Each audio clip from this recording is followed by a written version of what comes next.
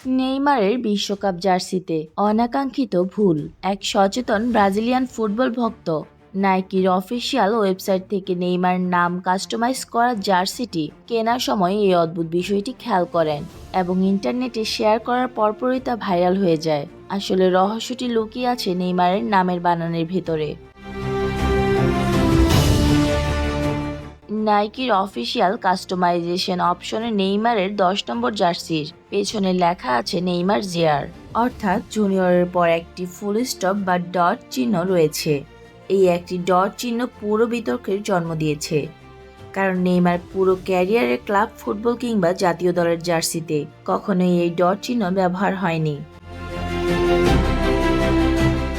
এমনকি ফিফা এবং সিবিএফ এর অফিসিয়াল প্রমোশনাল ম্যাটেরিয়ালেও ডট ছাড়া নামটা ব্যবহার করা হয়। উইকেটের সকল আপডেট পেতে আমাদের সাথেই থাকবেন। ধন্যবাদ।